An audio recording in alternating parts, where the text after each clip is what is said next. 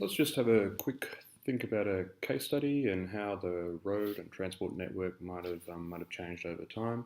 Our example is Swanston Street in the middle of Melbourne. And this photo just shows an example of how it sort of looked in the early 20th century. This is sort of before jaywalking was really a thing, so you see people walking all over the street.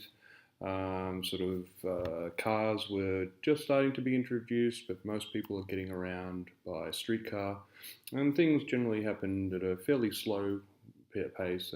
But there was, of course, still crashes every now and again. And then over time, we've sort of seen Swanston Street sort of develop into more of a traffic thoroughfare. So by the 1980s, most of the space is being used for cars moving at sort of around 60 kilometres an hour, and pedestrians are much more constrained to the footpaths. And jaywalking was a crime. You're not allowed to just walk across the street wherever you feel like, because that space is for cars. Over time, through getting into sort of the early 2000s, we saw Swanston Street become a very, very busy place. There were efforts to turn Swanston Street into a walk, and then that was changed back. And then you see Swanston Street sort of ended up being this sort of place where there's lots of cars and taxis parking. There's pedestrians. You can see that guy in the middle distance there. He's jaywalking. That is technically illegal. And then bicycles were using Swanston Street as a main thoroughfare. So it became a very busy place. And then, unfortunately, in 2008, there was a crash, and a cyclist was killed in Swanston Street.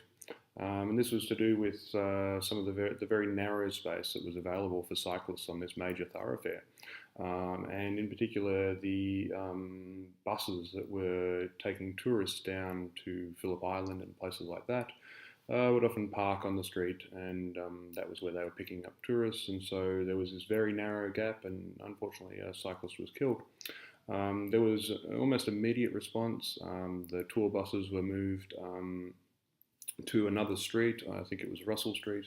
And there became this emphasis on trying to improve Swanston Street and improve road safety in the area. And now we have quite a very different Swanston Street. It is focused at having cyclists with the majority of the sort of the road spaces allocated to them in the trafficable lane. And then we have these new tram stops which allow for disabled access to Swanston Street to the trams. And so level boarding access, which is quite rapidly changing the shape of the street. It's becoming a bit more of a walkable environment again. There's now no longer cars able to go through. And this is sort of the general feeling that we sort of see in a lot of places. We've had this early time where it was mostly about pedestrians and public transport, and then this period through the mid 20th century where it was all about cars moving at speed, and now in a lot of city centres we're seeing this move back to pedestrians and cyclists and transit being the main forms of activity on the streetscape.